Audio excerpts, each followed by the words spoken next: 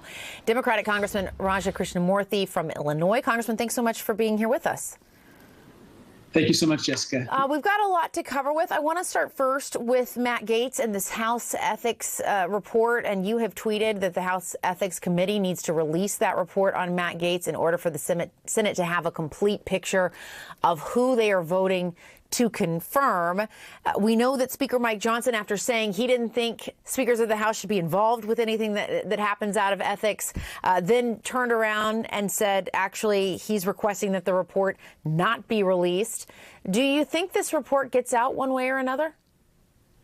Yes, I think somehow it's going to get out. Certainly, senators want it. We saw what John Cornyn said in the last couple of days. And as that old saying from Martin Luther King Jr.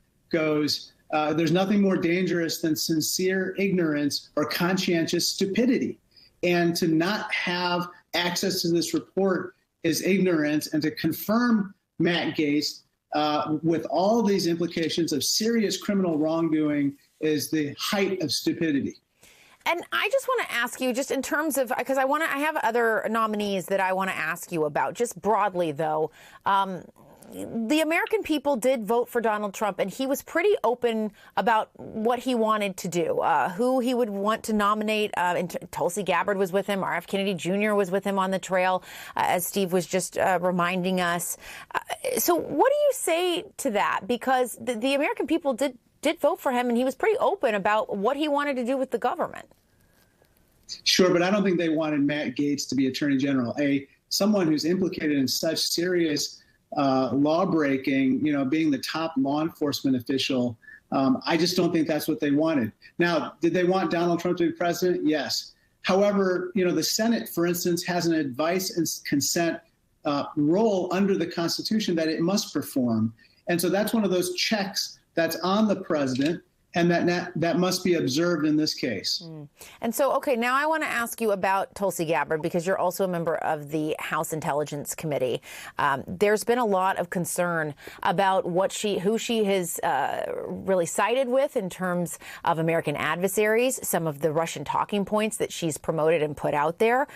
What do you think about that choice, and how serious do you think those concerns are?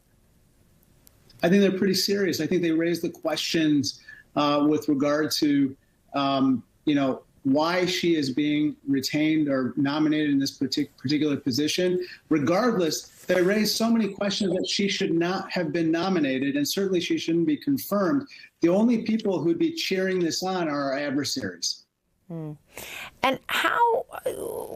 what do you think in terms of the background checks? Because the Trump transition team has said they want to skip these routine FBI background checks for some of the cabinet picks, including Tulsi Gabbard, including Matt Gaetz. That tells you all you need to know, Jessica. Yeah. I mean, first of all, a lot of these picks aren't qualified, but then they're seriously flawed. And the fact that they're kind of putting their head in the sand to avoid the FBI background checks to reveal those flaws tells you all you need to know about whether these people should be confirmed for the positions for which they've been nominated. And Trump is also considering Kash Patel to lead the FBI, and sources tell CNN that Trump allies are urging him to fire the current director, Chris Wray, replace him with Patel. He has a history of spreading conspiracy theories and railing against the so-called deep state. I just want to play a clip. This is from Steve Bannon's podcast. Let's listen to this. We will go out and find the conspirators, not just in government, but in the media. Yes, we're going to come after the people in the media who lied about American citizens, who helped Joe Biden rig presidential elections. We're going to come after you. Whether it's criminally or civilly, we'll figure that out. But yeah, we're putting you all on notice. Joe Biden didn't rig any elections. We know that. But, Congressman, what does that look like? And if he were to be the head of the FBI? Just in a sobering way, not with anyone's hair on fire, but just to really consider it, like, what might that look like? Well, it looks like a purge, a potential purge. We know that as part of Project 2025, there was a study of how to remove, basically not just political appointees from positions in the government, but also civil servants. And so for someone like Kash Patel to make those comments, it leads me to believe that they're going to go in and remove people who are not loyal to Donald Trump. In other words, the only criterion, it appears, that would merit you staying within the government under a Trump administration is whether you pledge complete loyalty to Donald Trump. Of course, the American people want these people to pledge their loyalty to them and America. I also want to ask you, as someone who is the ranking member on the Select Committee, the House Select Committee on China, we have been following President Biden, who is in Peru for that APEC summit. He just met with China's president. And so we see, we've been tracking that they're really trying to capstone that relationship as, of course, China looks to incoming President-elect Trump. What do you make of the relationship between these two countries right now, with Trump now returning to the White House and promising these really hefty tariffs on China? Well, I'm concerned about the kind of economic, technological, and military aggression that's being practiced by the Chinese Communist Party. All that being said, I think the Biden administration has taken some very important steps to counter that aggression. I do think that the Trump administration is going to continue with a lot of those policies. But what I'm most concerned about is a very important element of the Biden administration's policies is bringing together our partners, friends, and allies to counter that aggression together.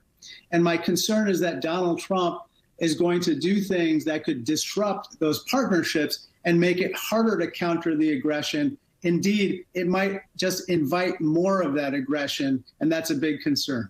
It is, but it is interesting, though, because that committee and kind of just the attitude toward China is one of the few things we saw bipartisan agreement on in the House, just wanting to make sure that is properly dealt with. And a lot of people, Republicans and Democrats, wanted to serve on that committee. Trump putting in a number of China hawks, or at least nominating them to some of his, Marco Rubio as Secretary of State. What do you think about how all of that fits together? I think that Marco Rubio or Mike Waltz, my committee colleague on the Intelligence Committee, or even John Ratcliffe, with whom I served in Congress, are serious and credible nominees. And I think they will do their level best to keep continuity where necessary and make changes where they feel it's necessary in light of new developments. But all that being said, we have to approach this relationship in a bipartisan manner, because remember, the Chinese believe that we are hopelessly divided with regard to the question of China, that we can't come together in competing with them. So we have to play against type, Jessica. That means the incoming administration, the Trump administration, has to work with Congress, Democrats and Republicans on our committee in, basically showing the Chinese that we mean business and we're going to counter the CCP in a credible fashion going forward. All right. Much to come on that. Congressman Raja Krishnamoorthy, thank you so much. We appreciate your time. Thank you, Jessica. And when we